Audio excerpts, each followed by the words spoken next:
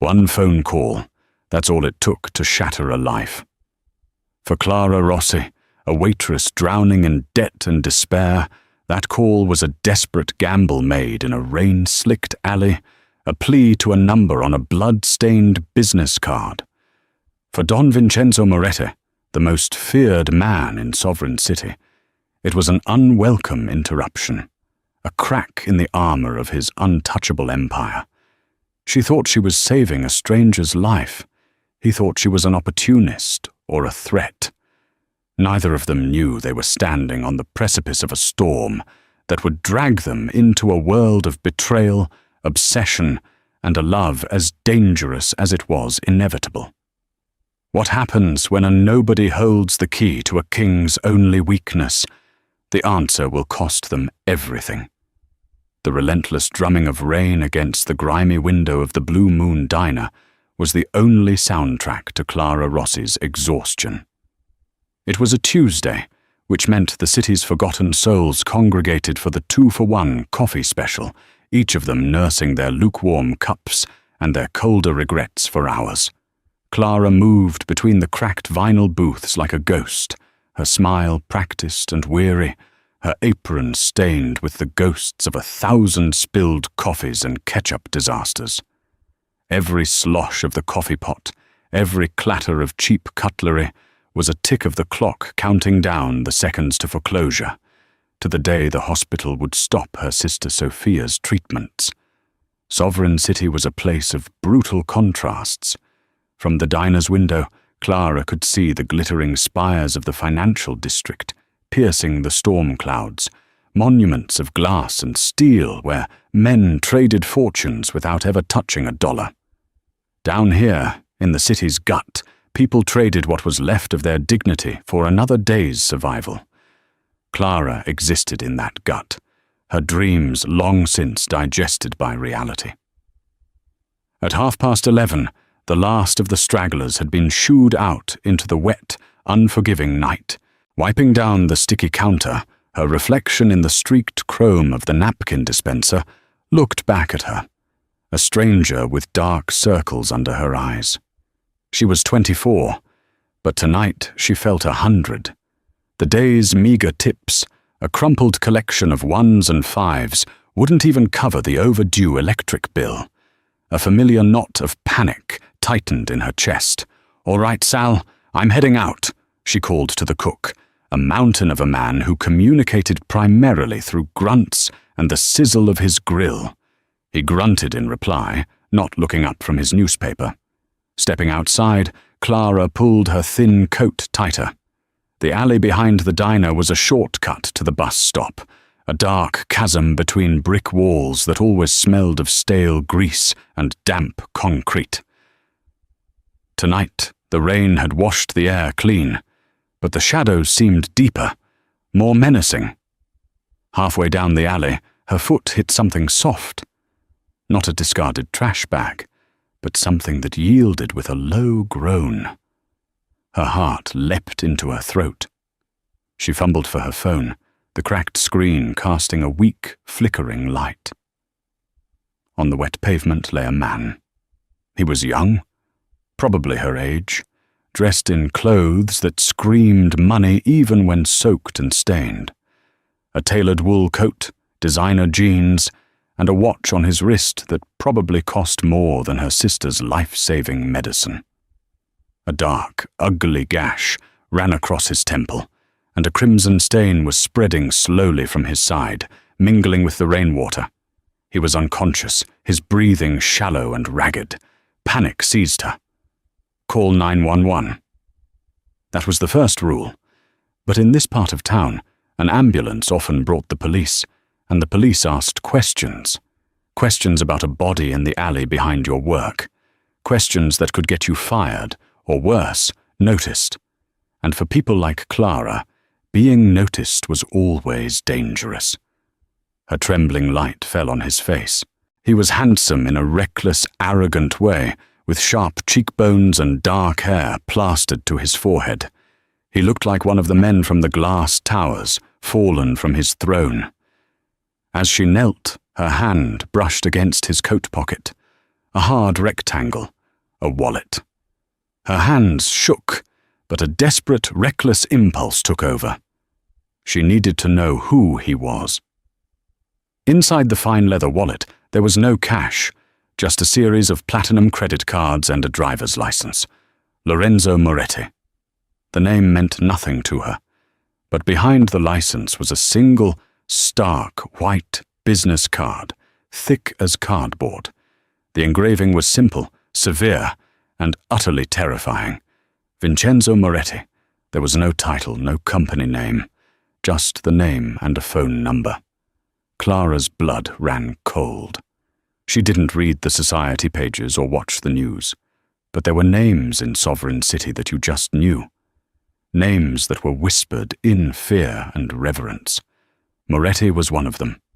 Vincenzo Moretti, the Lion of Sovereign City, the man who owned politicians, judges, and half the skyline she could see from the diner. A man whose business was death and power. This unconscious boy on the pavement was his son. Her mind reeled. The police were a bad idea, but calling this number felt like suicide. They would think she did this. They would think she was a witness, a loose end to be tied up. She should run. Walk away, get on the bus, and pretend she never saw a thing. Let the city swallow him up like it swallowed everyone else. But then, she looked at his face, at the pallor beneath his skin, the shallow rise and fall of his chest. He was just a boy, someone's son. And Sophia. If it were Sophia lying here, Clara would pray for a stranger to have the courage she was currently lacking. That thought, the image of her sister's fragile smile, was the only thing that could have made her do it. Her fingers, numb with cold and fear, shakily dialed the number. It rang once, a stark, electronic sound in the oppressive silence of the alley. A voice answered, low and gravelly, like stones grinding together. It was a voice that held no warmth, no welcome, only absolute and unnerving authority. Yes? Clara's own voice was a reedy whisper. Hello? I'm looking for Vincenzo Moretti. There was a pause, a silence so heavy it felt like a physical weight. You found him, the voice rumbled. Who is this? She swallowed, the rain dripping from her hair onto the phone screen. My name is Clara Rossi. You don't know me. But I think I've found your son. He's hurt. He's lying unconscious on the street. Another silence, this one sharper, more dangerous. The lion was listening. Where? The single word was not a question. It was a command. Clara gave him the address, her voice trembling so hard she could barely form the words. The alley behind the Blue Moon Diner. Don't move, the voice ordered. Don't talk to anyone. Don't touch him again. We are 5 minutes away. The line went dead. Clara stared at her phone, the finality of the click echoing in the alley. 5 minutes. She had just 5 minutes until the most dangerous man in the city arrived. She looked down at the bleeding boy at her feet, then up at the dark, indifferent sky. Her life, the fragile, precarious thing she had guarded so carefully, had just ended. She had no idea that a new one, terrifying and brilliant, was about to begin. The 5 minutes stretched into an eternity. For Clara, they were a frantic, heart-pounding lifetime spent kneeling in the rain. The weak light of her phone, her only companion. Every distant siren, every rumble of a passing truck sent a fresh wave of terror through her. She was a witness, a loose end. The stories about Vincenzo Moretti were not fairy tales. They were cautionary ones, whispered by people who knew better than to say his name too loudly. He didn't just solve problems, he erased them. She half expected a fleet of black cars to descend on the alley, men in suits pouring out like soldiers. The reality was far more unsettling. Exactly 4.5 minutes after the call ended, a single vehicle, a black Bentley Mulsanne, turned silently into the mouth of the alley. Its headlights cut through the gloom, pinning Clara in their brilliant, unforgiving glare. The car was utterly silent, its engine a low purr that was more felt than heard. It moved with the predatory grace of a shark. The Bentley stopped a few feet away. The driver's side door opened and a man emerged. He was enormous, a wall of tailored black wool, his face a mask of grim professionalism. He didn't look at Clara. His eyes scanned the alley, the rooftops, the dark doorways, his hand resting inside his jacket. Then the rear passenger door opened. Vincenzo Moretti stepped out of the car and into the rain. The storm didn't seem to touch him. He wore no coat, just an impeccably tailored Brioni suit the color of midnight, which should have been instantly ruined by the downpour, but somehow wasn't. He was older than Clara had imagined, perhaps in his late 40s, with threads of silver at his temples that only served to accentuate the predatory darkness of his hair. His face was all harsh angles and controlled intensity, a face that belonged on a Roman coin. But it was his eyes that held her captive. They were dark, intelligent, and utterly devoid of emotion. They were the eyes of a man who had seen the worst of the world and had mastered it. He moved with a quiet, deliberate grace that was more intimidating than any overt display of power. He didn't rush to his son. Instead, his gaze fell first on Clara, who was still kneeling on the wet asphalt, frozen in the headlight's beam. He assessed her in a single, sweeping glance. Her cheap, soaked coat, her worn-out sneakers, the fear in her wide eyes. It was a look that stripped her bare, weighed her, and found her wanting. "You're the girl?" he asked. His voice was the same one from the phone, a low rumble that vibrated in the air. Clara could only nod, her throat too tight for words. Another man, younger and leaner than the driver, had emerged from the passenger seat. He carried a black leather bag and immediately knelt beside Lorenzo, his movements quick and practiced. A doctor. Vincenzo finally walked over to his son, his expensive leather shoes stepping through the grime of the alley without a hint of hesitation. He looked down at Lorenzo, and for a fleeting, imperceptible moment, something flickered in his cold eyes. It wasn't just concern, it was a deep, primal anger. The lion, seeing his cub wounded. The mask of control snapped back into place almost instantly. "He's stable," the doctor said quietly. "Blunt force trauma to the head, and what looks like a knife wound to the abdomen. It's not deep, but he's lost a lot of blood. We need to move him now." Vincenzo gave a curt nod. The massive driver, who Clara now understood was a bodyguard, effortlessly lifted Lorenzo and carried him to the car as if he weighed nothing. The doctor followed, shutting the door behind them. And then Clara was alone in the alley with Vincenzo Moretti. The rain continued to fall, plastering her thin brown hair to her scalp. He stood before her, an imposing silhouette against the blinding headlights. "You found his wallet," he stated. It wasn't a question. "Yes," she managed, her voice a croak. "His ID was inside. And your card. You took nothing." Again a statement. His eyes bored into hers, searching for any flicker of deceit. "No, of course not. I wanted to help him." Vincenzo took a step closer. The air crackled with a dangerous energy. He smelled of rain, expensive cologne, and something else. Something metallic and cold, like power itself. "Help him," he repeated, the words laced with a deep, chilling cynicism. People in this part of the city don't help a Moretti. They run, or they look for an angle. An opportunity. "So I will ask you again, Miss Rossi. What do you want?" The accusation in his voice was a slap. He saw her not as a good Samaritan, but as a scavenger. The injustice of it, on top of the fear and the cold, sparked a tiny ember of defiance inside her. "I don't want anything," she said, her voice gaining a sliver of strength.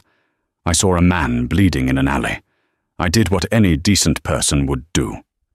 A corner of his mouth twitched, a motion that was not a smile. It was something far more menacing. "Decency," he mused, as if it were a foreign word. "A luxury few can afford. You work in that diner. You live 3 blocks away, in the tenements on Ash Street. Your sister, Sophia, has stage 4 leukemia. The experimental treatment she needs costs $200,000 a year. You, Miss Rossi, cannot afford decency." Clara felt the blood drain from her face. He knew. In the handful of minutes since her call, he had unearthed the entire pathetic story of her life. The knowledge was a violation, a display of power so absolute it left her breathless. He hadn't just learned her name, he had unraveled her soul and found all her desperate, secret pains. "So," he continued, his voice dropping to a conspiratorial whisper that was more terrifying than a shout, "let us dispense with the pretense.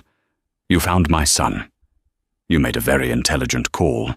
You have my attention. Now, tell me what you saw. And then, tell me your price."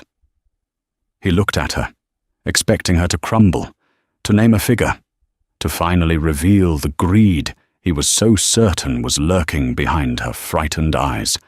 He saw her as a piece on a chessboard, a pawn to be moved or sacrificed. He had no idea that this pawn had a will of her own, and she was about to make a move he could never have anticipated. Clara stared at Vincenzo Moretti, the facts of her life laid bare between them like an autopsy report. He expected her to beg, to barter, to sell her story for a chance at her sister's life. The part of her that was drowning in medical debt screamed to do just that. Name a price. $200,000, a number that was both a fortune and a pittance to the man standing before her. It was the smart play, the one anyone in her position would make. But as she looked into his cold, calculating eyes, the defiance she'd felt earlier hardened into resolve. He had stripped her of her privacy, her dignity. He had assumed the worst of her. If she took his money, she would be confirming his cynical view of the world and of her. She would be just another transaction in his ledger. And something inside her, something she thought had died long ago, rebelled. "I saw a man who needed help," she said, her voice clear and steady despite the tremor in her hands. "And I have no price." Vincenzo's expression didn't change, but a subtle shift occurred in his posture. He had been leaning forward slightly, the predator about to close a deal. Now he stood straighter, a flicker of genuine surprise in his dark eyes. He was a man who believed everything, and everyone had a price. Her denial was not just a negotiating tactic, it was a disruption of his entire worldview. "No price?" he repeated slowly. "Miss Rossi, do not mistake me for a fool. Your sister is dying. You are one paycheck away from eviction. Do not insult my intelligence with false piety." "I'm not," she insisted, shaking her head. The rain felt cold on her hot cheeks. "Taking money for doing the right thing makes it the wrong thing. I won't sell my conscience, not even for my sister." The words felt hollow as she said them. What was a clear conscience to a dying child? But they were the only weapon she had. For a long moment, Vincenzo simply studied her. The noise of the city seemed to fade away, leaving only the sound of the rain and their breathing. He was reevaluating her, reassessing his initial judgment. This was not going according to his script. "Marco," he said, without turning his head. The lean, handsome man who had been standing silently by the car stepped forward. This was Marco Vescovi, Vincenzo's most trusted advisor, a man whose ambition was cleverly hidden behind a veneer of loyalty. "Don Moretti," Marco said, his voice smooth as silk. "Escort Miss Rossi home," Vincenzo commanded, "and stay with her." Clara recoiled. "Stay with me? Why? I'm not—" "You are a witness," Vincenzo cut her off, his tone leaving no room for argument. "Until I know who did this to my son, you are the only link I have to them. That makes you a target, or it makes you a suspect. In either case, you will not be left alone. You are now under my protection. It is not a request." He turned and walked back to the Bentley, his movements fluid and final. He didn't look back. The car door closed with a solid, expensive thud, and the vehicle glided out of the alley, disappearing into the night as silently as it had arrived. Clara was left with Marco Vescovi. He had a charming smile that didn't reach his eyes. "Miss Rossi, if you'll follow me. We have another car waiting." She had no choice. She was swept into a world she didn't understand, her protests dying in her throat. 20 minutes later, she wasn't at her shabby apartment on Ash Street. She was standing in the marble-floored lobby of the Sovereign, the most exclusive residential tower in the city, a building owned by Vincenzo Moretti. Marco led her to the penthouse elevator. "A precaution," he explained smoothly. "Your apartment is not secure. Don Moretti has arranged for you to stay here for a few days." The apartment, it was an insult to call it that, was a sprawling palace in the sky. Floor-to-ceiling windows offered a god's-eye view of the entire city, the glittering lights stretching out like a fallen constellation. The furniture was minimalist and brutally expensive. The art on the walls was original, and the silence was absolute. It was a cage made of glass and gold. A woman in a neat grey uniform appeared. "Miss Rossi, my name is Helena. I am the housekeeper. If you require anything, please let me know. There are clothes in the closet for you." Clara was too stunned to speak. She walked into the bedroom. The closet was larger than her entire apartment. It was filled with designer clothes, all in her size. On the bed, laid out neatly, was a set of silk pajamas. This wasn't just protection, it was a statement. It was a way for Vincenzo to control her, to indebt her. The next morning, Marco appeared at her door. "Don Moretti would like to see you," he said. He led her not to an office, but to a private medical wing within the building. In a pristine white room that looked more like a luxury hotel suite than a hospital room, Lorenzo Moretti was awake. He was pale, with a bandage on his head and an IV in his arm, but his dark eyes were alert and sharp. Vincenzo stood by the window, looking out over his city. "Miss Rossi," Vincenzo said, turning to face her. "My son is alive, thanks to you." Clara looked at Lorenzo, who gave her a weak, slightly lopsided grin. "So you're the angel of the alley," he said, his voice hoarse. "My father said you wouldn't take any money. I didn't believe him." "I'm glad you're okay," Clara said, feeling awkward and out of place. Vincenzo stepped forward. He held a sleek, black checkbook. "I do not like being indebted to people, Miss Rossi. You saved the only thing in this world that matters to me. You refused payment, and while I find that unusual, I will respect it. However, you did not refuse help." He wrote something on the check, his movements precise. He tore it from the book and held it out to her. It was not made out to her. It was made out to the Sovereign City Cancer Institute. The amount was $250,000. "This is not a payment," Vincenzo said, his voice low and intense. "This is a donation to the hospital, earmarked for the experimental treatment program. Your sister's place in the trial is secured. It is done. There are no strings attached. You are free to go." Clara stared at the check, at the elegant, looping signature. Her vision blurred with tears. Everything she had fought for, prayed for was right there in her hand. Sophia would live. It was a miracle. "Why?" she whispered, looking up at him. His dark eyes met hers. "Because you did not ask," he said simply, "and because I need to know that I can trust you. The people who attacked my son are still out there. They may know you were a witness. You are still in danger." "So I'm not free to go," she realized. "No," Vincenzo confirmed. "This check buys your sister's life. Your continued cooperation buys yours. You will remain here, in this building, where I can watch you, and you will tell me again every single detail you remember from that alley." The check in her hand felt impossibly heavy. It was a gift, a miracle, a blessing, but it was also a chain. He had found her price after all. It wasn't money, it was her sister's life. And for that, Clara Rossi would do anything. She was no longer just a witness. She was a possession of Don Vincenzo Moretti. The days that followed blurred into a strange, disorienting routine. Clara lived in the penthouse, a prisoner in unimaginable luxury.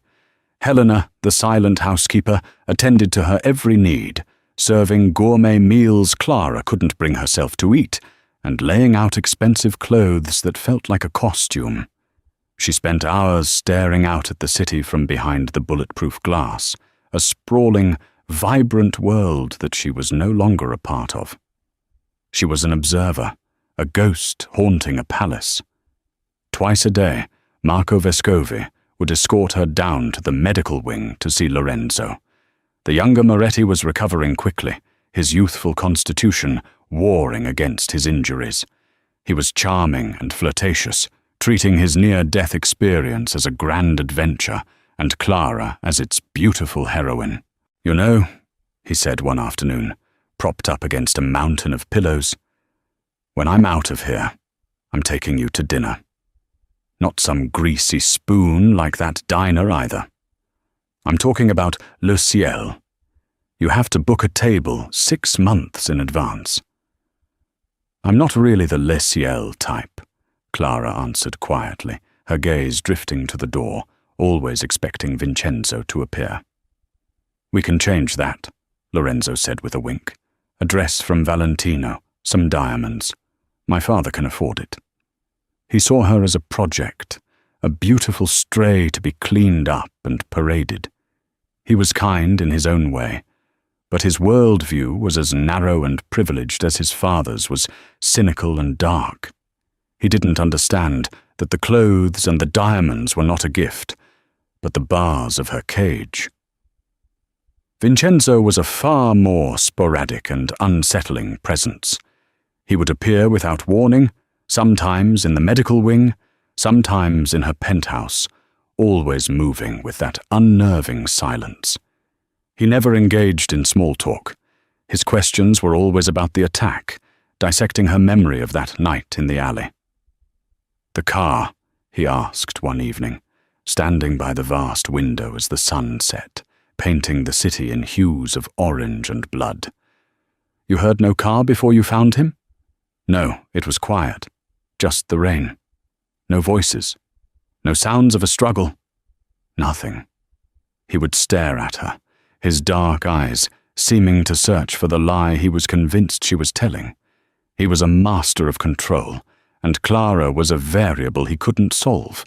Her refusal of his money, her quiet defiance, her complete lack of guile. It all fascinated and infuriated him in equal measure. He was a man used to breaking people, but he couldn't find a single crack in her. One night, she couldn't sleep. The silence of the penthouse was louder than the sirens of Ash Street. She wandered into the vast living area and found him there, standing on the balcony, a glass of amber liquid in his hand. He was looking down at the kingdom he had built. She hesitated, about to retreat back to her room, but he spoke without turning. "You should not be afraid of heights in a place like this." She slowly walked over and stood a few feet away from him, wrapping her arms around herself. The night air was cool. "I'm not afraid of the height," she said softly. "I'm afraid of the fall." He finally turned to look at her. In the dim light of the city below, the harsh lines of his face seemed to soften. He looked tired. "Everyone falls, Miss Rossi. The question is whether you have the strength to get back up." "Is that what you did?" The question was out before she could stop it. It was too personal, too bold. A long silence hung between them. She expected a sharp rebuke, a dismissal. Instead, he took a slow sip of his Macallan 25. "I did not have the luxury of falling," he said, his voice a low murmur. "When you are a lion, you are either on the throne or you are a rug. There is nothing in between." It was the first time he had spoken to her as a person, not a witness or a problem. She saw a flicker of the man behind the myth, a man burdened by the crown he wore. "Lorenzo is lucky to have you," she found herself saying. Vincenzo's eyes snapped to hers, sharp and intense. "Luck had nothing to do with it. You made a choice." "Why?" he asked, the question that had been haunting him. "Why him? A stranger in an alley. Why risk calling me?" Clara thought of Sophia, of the fierce, desperate love she felt for her sister. "Because," she said, her voice thick with emotion, "no matter who he is or who you are, he is still someone's son. And a world where people let a child die alone in the rain is not a world I want to live in." His expression was unreadable, but something in his gaze shifted. He looked at her, not as a pawn or a puzzle, but as something else entirely. Something rare. He had surrounded himself with soldiers and sycophants, men who followed him out of fear or greed. This quiet, stubborn waitress possessed a form of strength he hadn't encountered before. Integrity. From his position in the medical wing, Lorenzo watched the growing connection between his father and Clara with a mixture of confusion and resentment. He saw the way his father looked at her, the way he lingered after his interrogations. The Don, who had never shown a moment of softness to anyone, was being disarmed by a waitress. Lorenzo had brought her into their world, and now he felt like he was being pushed out of it. His gratitude for being saved began to curdle into jealousy. The gilded cage had 3 occupants now, and the tensions within its walls were becoming as dangerous as the threat lurking outside. A week after the attack, Sovereign City began to feel the pressure. Vincenzo Moretti was on the hunt, and when the lion was hungry, the entire ecosystem felt it. Shipments went missing from the docks controlled by the rival Falcone family. Key Falcone businesses were suddenly buried in regulatory inspections, and several of their top enforcers were arrested on long-forgotten warrants.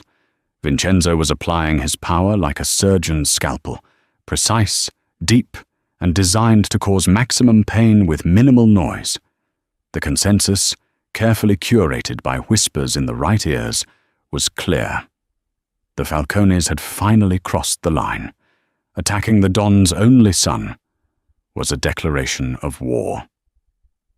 Marco Vescovi was the most vocal proponent of this theory.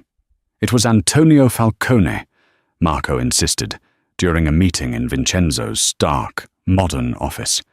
"It has his signature all over it, a sloppy public attack meant to provoke.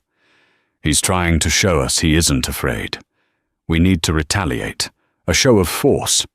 We hit him back, hard and fast, before he thinks he has the advantage." Vincenzo sat behind his massive obsidian desk, steepling his fingers. He listened, his face an unreadable mask, but his mind was elsewhere. The Falcone theory made sense. It was the obvious answer, and Vincenzo Moretti had built his empire by never trusting the obvious answer. "Antonio Falcone is a peacock," Vincenzo said, his voice a low growl. "He is vain and stupid, but he is not suicidal. He knows what would happen if he touched Lorenzo. This was too reckless for him. It feels personal. What could be more personal than a family rivalry? Marco pressed, a hint of frustration in his smooth voice. Vincenzo's gaze drifted towards the security monitors on his wall. One of them showed a live feed of the penthouse garden, a lush green space on the roof of the skyscraper. Clara was there, sitting on a stone bench, reading a book. Even in the grainy black and white image, her quiet stillness was captivating. She was the one inconsistency in the entire equation, the one pure element in a world of deceit. His visits to her had changed. They were less like interrogations and more like conversations. He found himself asking about her life, her sister, the books she read. He learned that she loved classic literature, that she had dreamed of being a teacher before her sister got sick, that she possessed a simple, unshakable moral compass that he found both naive and fascinating. She was like a visitor from another world, and he, the king of his dark domain, was inexplicably drawn to her light. One evening, he found her in the penthouse library, a room she had gravitated to naturally. She was running her hand over the leather-bound spine of a book. "Do you read Dante?" he asked from the doorway. She jumped slightly, not having heard him approach. "A little. In college, before I had to drop out. I always loved the idea of the journey, of walking through hell to find paradise." "There is no paradise, Miss Rossi," he said, stepping into the room. "There is only one hell, and then another, slightly less painful hell." "I don't believe that," she said softly, turning to face him. "There has to be something good, something worth fighting for."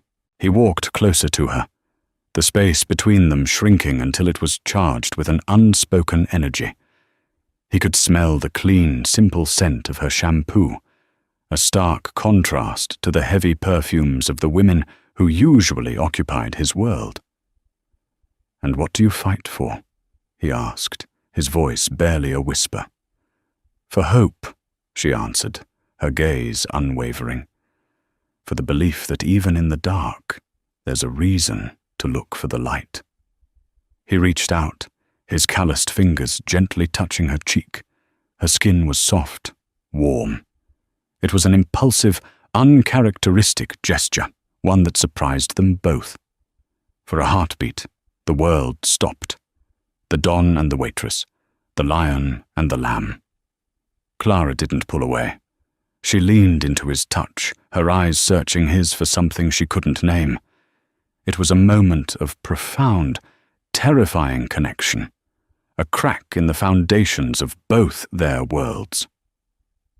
The moment was shattered by the buzz of his phone. He pulled his hand back as if burned, his mask of control slamming back into place. It was Marco. "We have a problem," Marco's voice said, tight with urgency. "One of the men we picked up, a Falcone soldier. He's talking. He says the hit on Lorenzo wasn't from Antonio. He says the order came from inside." Vincenzo went still. "Inside?" "That's what he's screaming. He said the man who paid him wasn't a Falcone. He described him. Tall, lean, always wears a silver ring on his right pinky finger." Vincenzo looked down at his own hand, then his mind flashed to an image of Marco, gesturing emphatically during their meeting that morning. On his right pinky finger, a silver ring, a family heirloom he never took off. The pieces clicked into place with sickening clarity. Marco, fueling the war with the Falcones to create chaos. Marco, using the attack on Lorenzo to position himself. Marco, the man he had trusted like a brother, was the serpent in his garden. And Clara, she wasn't just a witness to the Falcones. She was a witness to Marco's betrayal. Her danger had just increased 100-fold.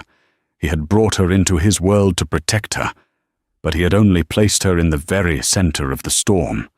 The revelation hit Vincenzo like a physical blow. Marco, his protégé, his right hand, the man he was grooming to one day take his place. The betrayal was so profound, so absolute, it momentarily stole his breath. He had built his world on a foundation of loyalty, enforced by fear. To be undone from within by the one man he thought was unshakable was the ultimate failure. He ended the call, his mind a maelstrom of cold, calculating fury. He needed to be certain. A cornered rat's confession was not enough. He needed irrefutable proof before he moved against a man as entrenched in his organization as Marco. His first instinct was to hide Clara, to send her away where Marco couldn't reach her. But he knew it was too late. Marco was cunning. If he sensed the slightest change in routine, if Clara suddenly vanished, he would know the game was up and accelerate his plans. No, Vincenzo had to play this hand with surgical precision. He had to keep everything exactly as it was. Clara, however, was becoming a complication he couldn't control. Her own intuition, honed by a life of watching people's subtle cues for survival, was telling her something was wrong. She saw the new tension in Vincenzo, the way he watched Marco with a chilling stillness. She also noticed things on her own. During one of her escorted walks in the rooftop garden, Marco's phone rang. He stepped away to take the call, but his voice carried on the wind. She heard only snippets. The girl is a problem. Getting too close. Needs to be handled soon. He thought she was a problem for Vincenzo, a distraction. But Clara's blood ran cold. He hadn't said the Don. He'd said getting too close. Close to what? She tried to rationalize it, to tell herself she was being paranoid, but the feeling of being watched, of a specific and personal threat, intensified. Meanwhile, Lorenzo was growing more suspicious by the day. Confined to his bed, he had nothing to do but observe. He noticed the way Marco's reports about the Falcones never quite added up, the way he would steer conversations away from certain topics. Lorenzo had grown up in a world of lies. He had a finely tuned ear for them. He and Marco had never been close. Lorenzo's recklessness had always been an irritant to Marco's meticulous ambition. One afternoon, Lorenzo called Clara to his room. "My father trusts you," he said, getting straight to the point. "I don't know why, but he does. He listens to you." "I don't think he listens to anyone," Clara replied honestly. "He watches you," Lorenzo corrected. "It's the same thing. I need you to do something for me. Marco keeps his personal laptop in his study down the hall. My father gave him a suite here in the building. I need to get inside it. He won't suspect you." "Why?" Clara asked, her heart pounding. "What are you looking for?" "I don't know yet," Lorenzo admitted. "But my father taught me one thing. When a story is too perfect, it's always a lie. And the story Marco is telling about the Falcones is perfect." An unlikely alliance was formed, born of shared suspicion. Clara, terrified but resolute, agreed. That evening, feigning a headache, she asked Helena for a specific herbal tea she knew was kept in the main kitchen, which was located on the same floor as Marco's study. While Helena was gone, Clara slipped away. Her hands trembled as she used a keycard Lorenzo had given her, a MasterCard he had borrowed from a guard, to open the door to Marco's suite. The study was immaculate, cold, and impersonal, just like its owner. The laptop was on the desk. She didn't have the password, but Lorenzo had told her what to look for. A USB port in the back. She inserted a small flash drive he had given her, which he claimed contained a program that could copy recent files in seconds. As the files copied, she heard footsteps in the hallway. Panic seized her. She pulled the drive, slid it into her pocket, and flattened herself behind a heavy curtain just as the door opened. It was Marco. He walked in, but he wasn't alone. With him was a man Clara recognized with a jolt of pure terror. He was one of the men from the diner on the night of the attack, a customer who had been staring at her just before she'd gone out to the alley. He hadn't been a customer. He had been a lookout. "Is it done?" the man asked. "Almost," Marco replied, his voice a venomous hiss. "The Don is ready to move on the Falcones. Once the war starts, there will be chaos.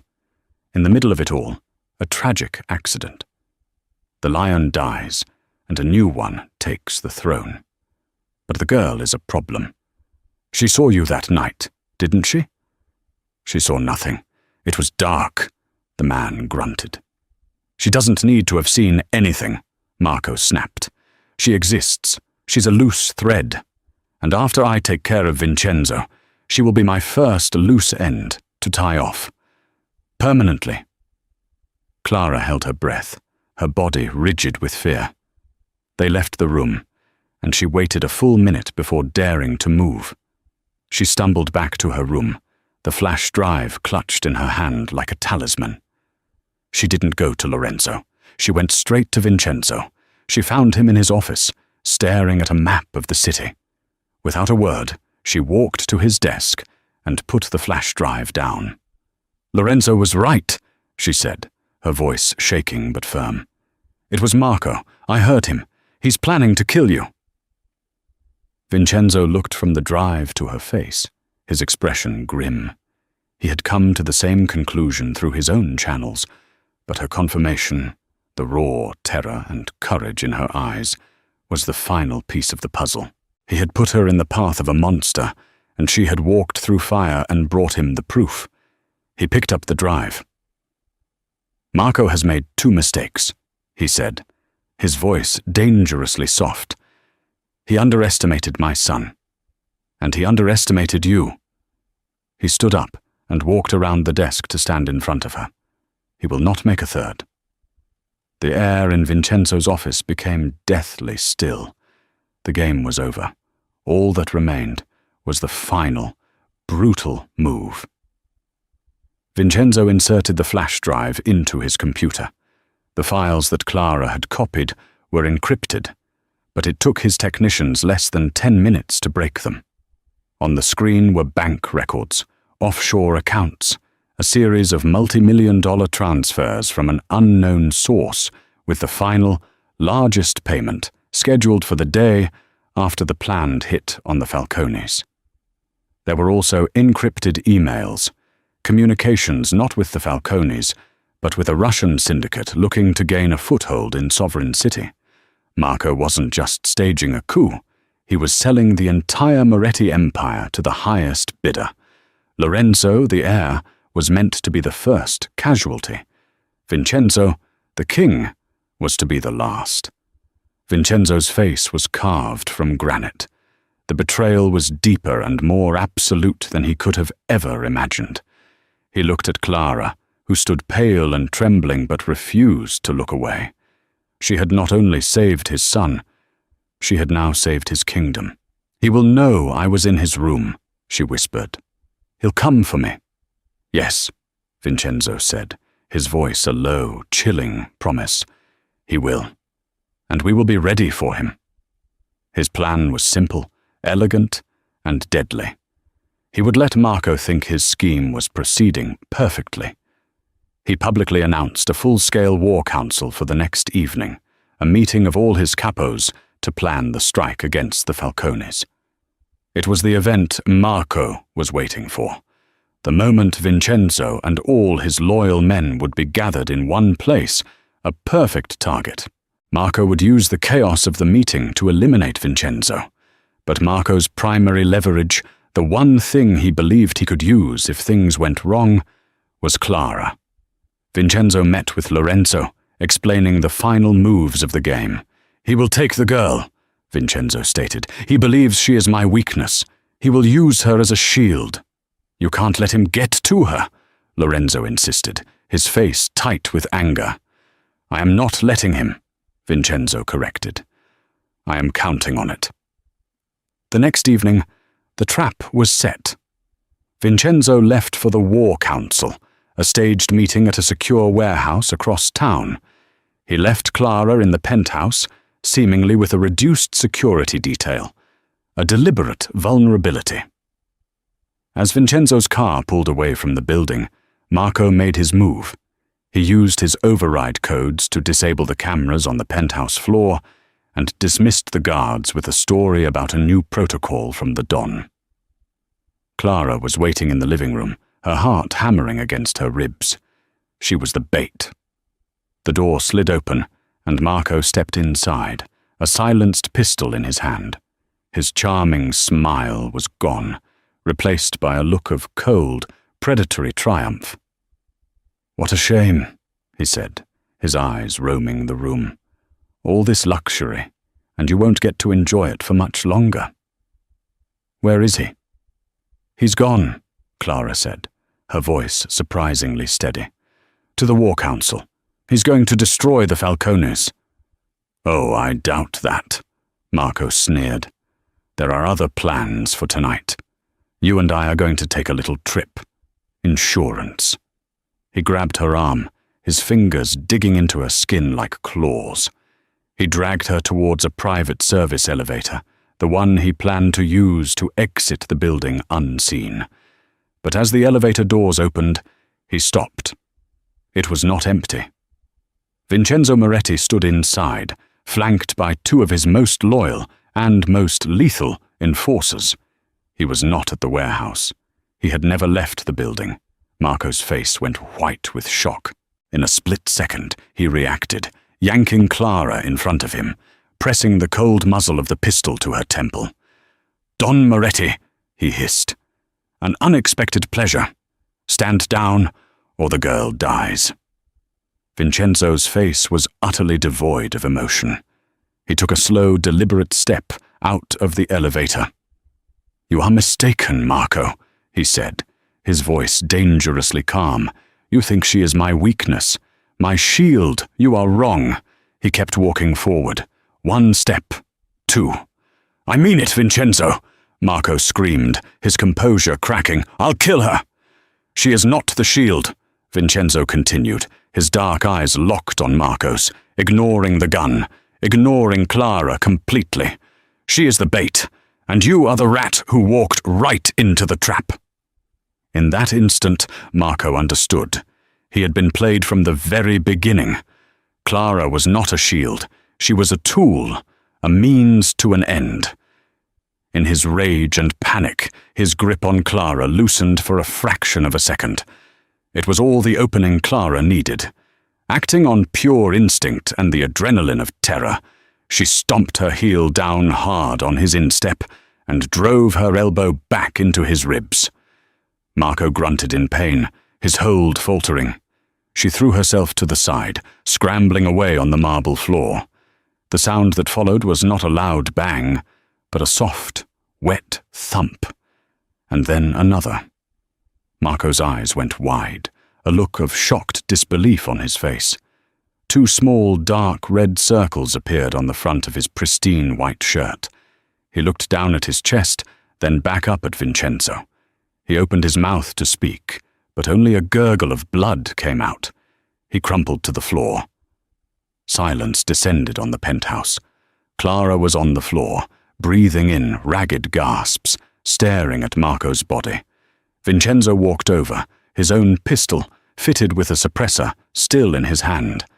He looked down at his former protégé for a long, cold moment. Then his gaze moved to Clara. He knelt down in front of her, his movements surprisingly gentle. He reached out and tucked a stray strand of hair behind her ear. His eyes, for the first time, were not cold or calculating. They were filled with a raw, complex emotion she couldn't decipher. "It is over," he said softly. She looked from Marco's lifeless form to the powerful, dangerous man kneeling before her. The man who had used her, protected her, and ultimately saved her. She was alive. She was safe. But her old life was gone forever. She was now part of his world, a world of violence and shadows, bound to him by secrets and blood. She had walked through hell, just as she'd read in her books. She looked into Vincenzo Moretti's eyes and wondered, with a terrifying thrill, if this was what it felt like to find paradise. And so, the waitress who made a single phone call found herself standing at a crossroads. Behind her lay the simple, difficult life she had always known. Before her stood a man who was both her protector and her captor, offering her a world of immense power and terrible danger.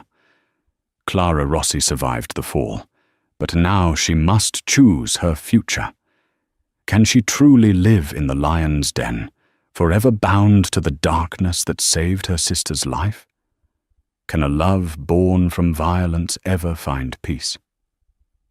The story of the Don and the waitress is far from over. Their most dangerous battle, the one for their own hearts, has just begun. Thank you so much for listening. If you were captivated by Clara and Vincenzo's story, please show your support by hitting that like button, sharing this video with a friend who loves drama, and subscribing to the channel for the next chapter in their thrilling saga. Don't forget to ring the notification bell so you don't miss a single twist.